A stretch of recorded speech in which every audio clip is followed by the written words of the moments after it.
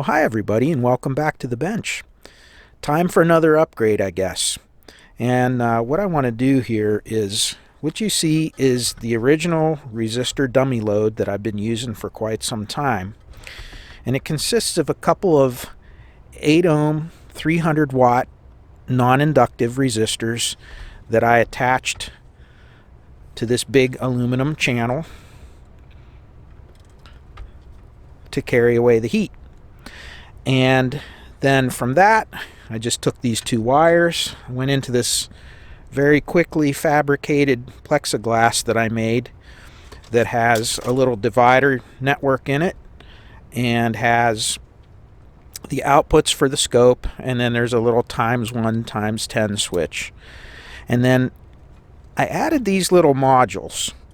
And if you take a look at them, they look on the surface that it seemed like this was really going to be a great little piece of test equipment, because this can display spectrum, this can display the wattage, all kinds of things.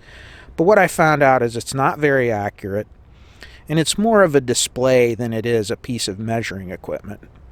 So what I'm going to do is I'm going to repurpose these. I'm going to, in a future amplifier build, I'm going to put these in there, and I think it'll make a really interesting looking display for the amplifier, but not so much an actual piece of test equipment. So we're going to go back to basics, and simple is the way we want to go, and we're going to see if we can improve while keeping it simple. So that's what we're doing. If that's interesting to you, stay tuned, and that's what we'll be doing this video. So the schematic for our little setup couldn't be any simpler. And what I've done is, instead of those single 8 ohm resistors, we're going to go to 2 4 ohm resistors in series. And actually, I'm not going to use 300 watt resistors. I'm actually going to use the 1000 watt non-inductive resistors that I have, and I think you've seen those before if you watched the series that I did on the Carver Silver 9T amplifier. If you recall, that was a very high-powered amplifier that put out about 600 watts per monoblock. So I needed the larger resistors, because those original ones that I just showed you were only good for 300 watts, and they would get very hot very quickly.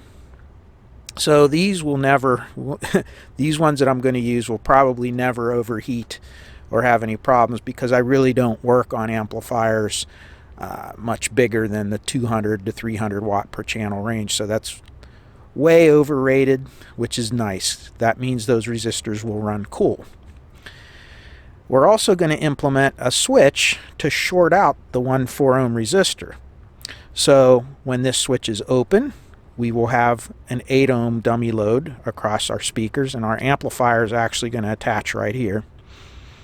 And when we want a 4 ohm load, we just throw the switch, it shorts out this resistor, and then you only have a single 4 ohm load.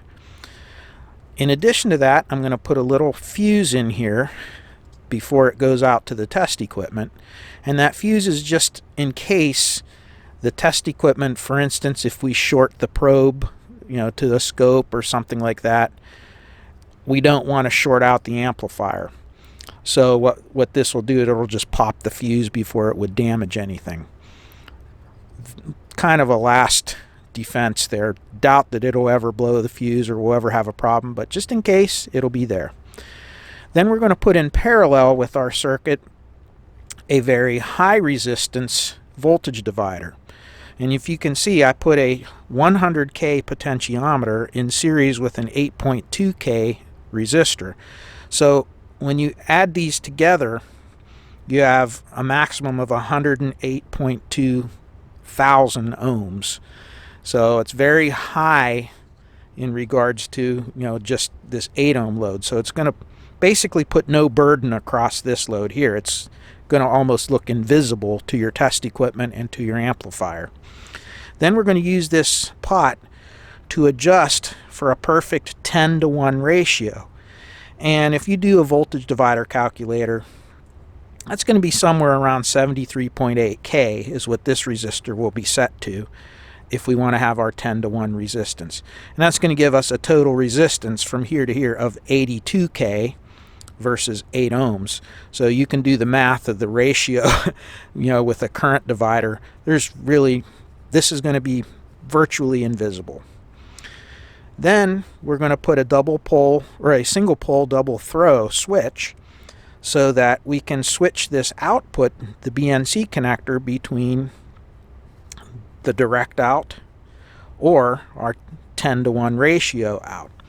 So if we have one of the problems with oscilloscopes is a lot of them don't have a very high vertical deflection. In other words, you can't, unless you use a 10-to-1 probe, you can't really put a really high voltage in there. And if you look at a high-powered amplifier, even though the RMS voltage is not that high, in the magnitude of maybe less than 50 volts, even on a big amp, your peak-to-peak voltage is very, very high. And it will exceed the range of your scope. And that's why we put this in there. This is kind of like having a 10-to-1 probe built right into this circuit. So we can actually just take a direct BNC to BNC coax cable and run it straight from here to the input of the scope and get our 10-to-1 ratio. So that's the reason that we're doing this. Then we're also going to do something unique with the oscilloscope. If you use a modern digital scope, modern scopes are capable of doing mathematical calculations and then displaying them. We're going to get a little bit more into that and make it easier for us to be able to directly monitor the wattage that's being dissipated by this load. So that's where we're going to go, and that's our plan. So what I've done here is I've just taken that little circuit and worked it out into a circuit board, a very simple circuit board with strategically placed mounting holes. And we're going to mount this to an aluminum backer plate and then mount this in front of our resistors. So all of our components, your 4 ohm, 8 ohm switch is a nice heavy duty switch we're going to use.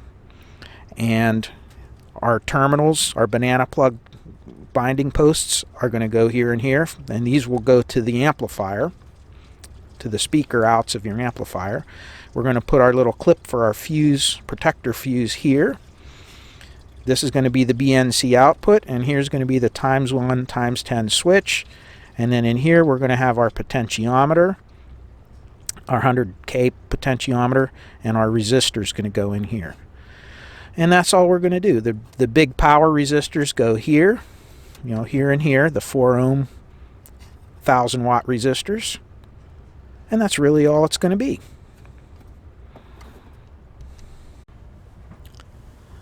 And here it is with the components installed. And you can see, and take the little nickel Tor here, here's your input, and these are banana jacks or binding posts, and they connect to the output of your amplifier. So your speaker jacks of your amplifier go into here. The big resistors that are up on the back of the bench there will connect right in here. Here's your fuse.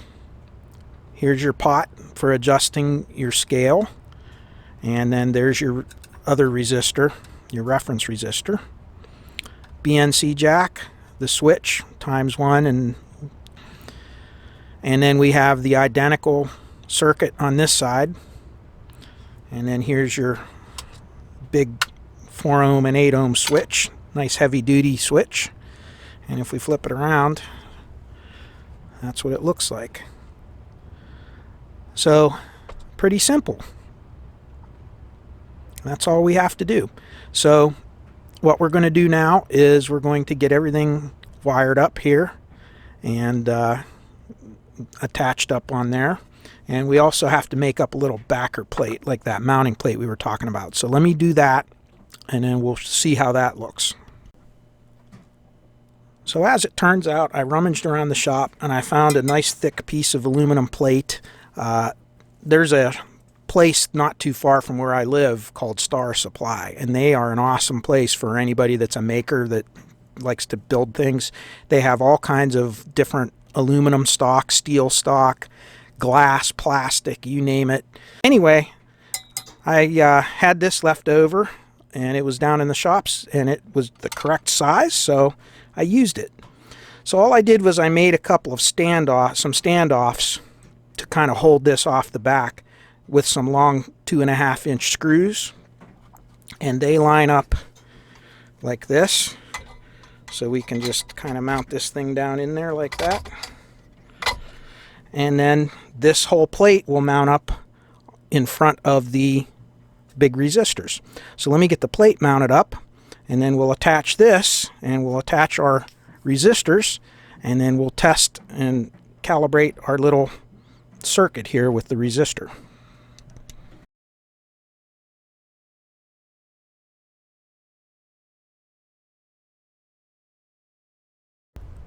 So with everything put back together and back in its place and mounted up, we want to set our 10-to-1 ratio now. So what I have is I have these banana connectors here, these leads, and the two in the back are going up to my precision power supply, and the other two are going to the input of my voltmeter. And all I'm going to do is we're going to first of all verify that we have our reference voltage. Now I'm going to work with 5 volts because that's right about the current that our power supply is happy with. Because remember, as you apply voltage, you're applying it across that 8 ohm load, and that's going to draw current from your power supply. So what we're going to do is we're going to use a 5 volt reference signal, and with exactly 5 volts going into the resistors, then we're going to adjust our output, our 10-to-1 output, to be 500 millivolts. So 5 volts in, 0.5 volts out. So that would be 10-to-1 ratio. So let's turn our power supply on. And as you can see, we have just about exactly 5 volts, and that's about as close as I can get it with my power supply. And now what we're going to do is we're going to disconnect the meter leads from the input, and we're going to connect them to this little output binding post that I put up here. So just move that up here, and technically I don't have to move the ground if I didn't want to, but we'll do that. There's our output, and I've already tweaked this one up, but you can see there's very close to 500 millivolts. So we had about 5.01 volts, and we have 503 output, and that's really close.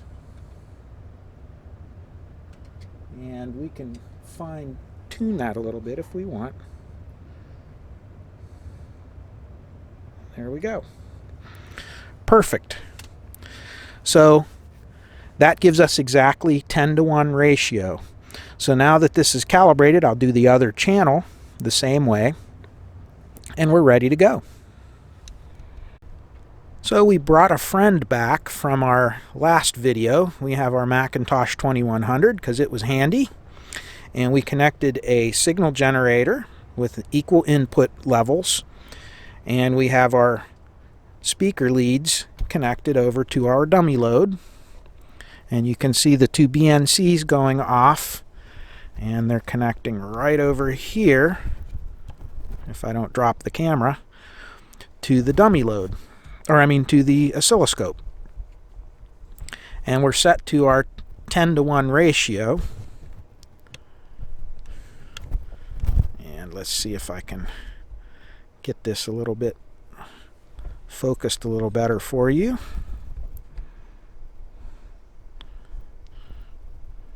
All right. And let's turn on a little signal.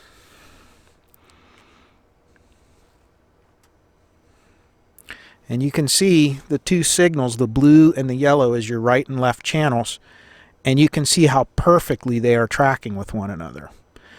But more importantly, I want you to look at the measurements that I have in there. So we're looking at channel 1, the left channel right now. And the left channel is putting out 1.06 volts. And remember, we're set to times 10, so really that's 10.6 volts. And if we do the math, Okay, and we're going to do that right now. Get our calculator out. If we do 10.6 and we square it, divided by 8,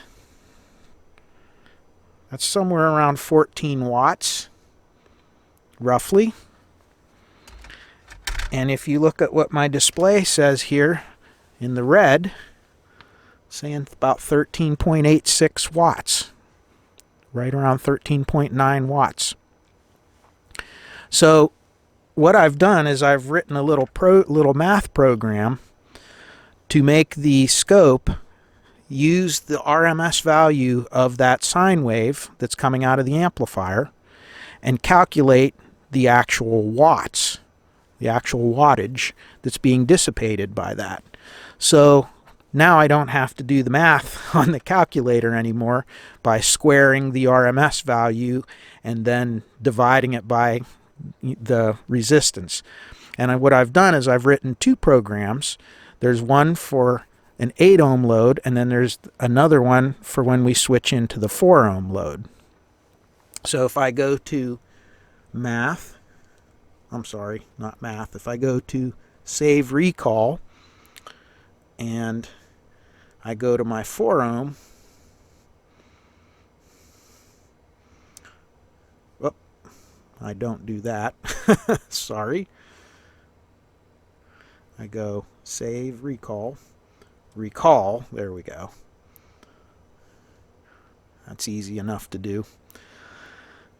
And I go to that, and what you're going to see, it's reading incorrectly because I still have the amplifier connected to an 8 ohm load. So now let's switch our amplifier over to 4 ohms. So what we're going to do right now is we're going to switch this to 4 ohms. We're going to go down to our amplifier, to our speaker terminals, and we're going to move them from the 8 ohm to the 4 ohm tap, right? And then we're going to go back to our oscilloscope, and of course remember we just selected the program for 4 ohms. We'll turn it on, and remember I have not changed any of the inputs or anything. And you can see we're getting roughly 16 watts. And if you look at the RMS voltage, though, it has dropped considerably, hasn't it? So now instead of having 1 point something volts, or 10 point, what was it, 10.6 or 10.4, right? We're now reading about 8 volts. And if you do the math, across a 4 ohm load, again, it's calculating the wattage for that resistance. So how do we do that? Now, this is a Tektronix scope, and a lot of you might say, well, you have a really expensive scope. Well, believe it or not, just about every modern oscilloscope, even if you get one of those little Siglent scopes, you know, the one that's the SDS 1202 or something like that, it's like a $350 scope. It's 200 megahertz digital, just like this one. It has the capability of doing math. And the way you do it, let me back up a little bit so you can see the whole scope now. If you go to this math button, and most scopes have a math function select. If you hit math, so let's turn this off. We don't need to be running the amp while we do this. If you go to math, you usually have an advanced math feature where you can program your own math formula. And the way you do it is, on this one at least, you do edit expression, and you can see there's the expression I wrote. So I'm taking the RMS value of channel 1 and squaring it. So RMS channel 1 times RMS channel 1, okay, in parentheses. And then I'm dividing that by the 4 ohms, and then timesing that by 100 because of the 10 to 1 probe set or ratio and so forth.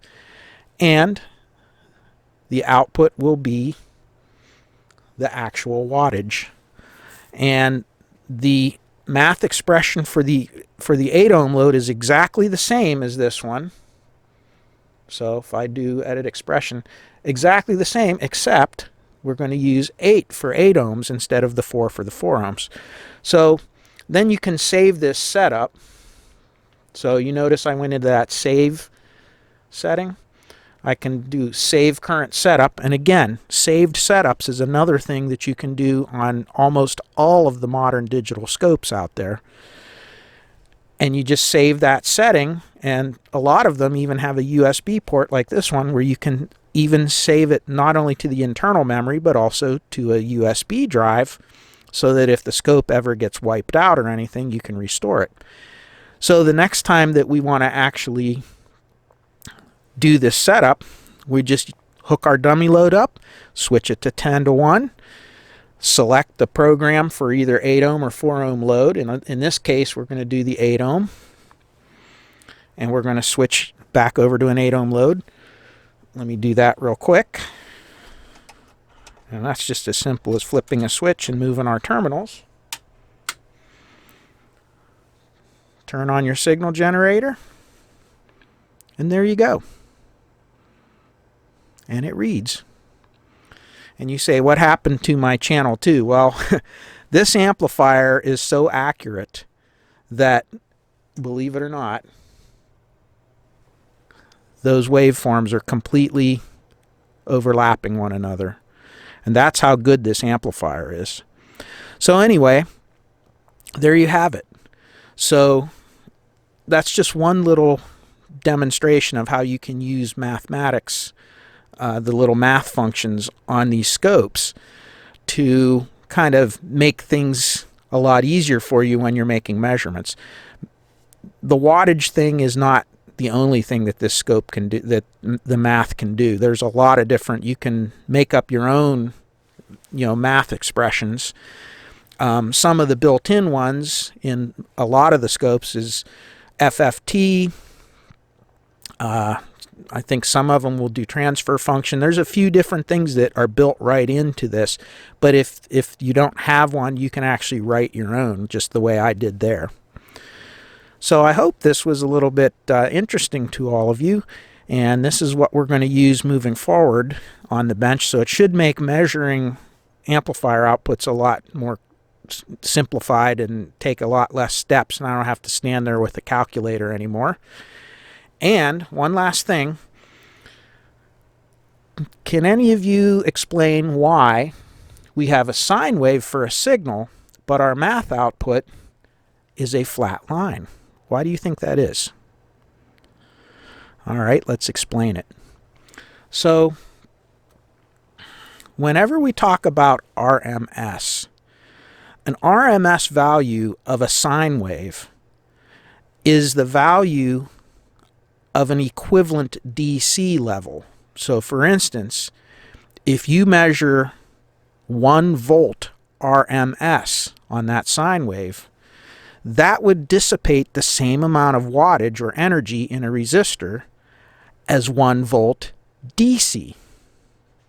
And since that RMS is an average value of the entire waveform, that translates to a DC level. And that's why that red line, when you look at it on the scope, is actually, and I'll turn it back on again, and I'll move it a little bit so you can see it better. Did you see it go up? When I turn the signal off, it takes a little delay to do its calculation. See that? Now watch me hit it and turn it on again. Little delay, and see that go up? That is a DC representation of the average RMS value of this sine wave. So it's showing you the actual wattage that is being dissipated by the resistors. So that's a relatively accurate way of measuring your output of your amplifier. Now there's all kinds of other factors that go into play, but when we're doing a basic measurement of wattage of the amplifier, this is how we will do it. there you go. So that concludes our little video on our new dummy load. I think it's going to work out really well moving forward when we're testing these amplifiers. We have plenty of power capability in those gigantic resistors, and it's easy to use, and I think it should last a long time here on the bench. And with our little math program on our scope, that makes that a little bit easier. So we're going to conclude the video by wishing you all peace, joy, happiness, and good health in your lives. And we'll be doing plenty of things coming up. I do have those last revision of those boards shipping, and they should be here in a day or two. So we'll do one final rundown on these. And although I don't really think you can really improve very much on how this one's working as it is, other than cleaning up those boards a little bit. But anyway, that's it. And I have a couple of bigger projects coming up that I really want to get started on here after the new year. So those will be coming up pretty soon as well. Until then, I wish you all well, take care, and we'll see you soon. Bye-bye.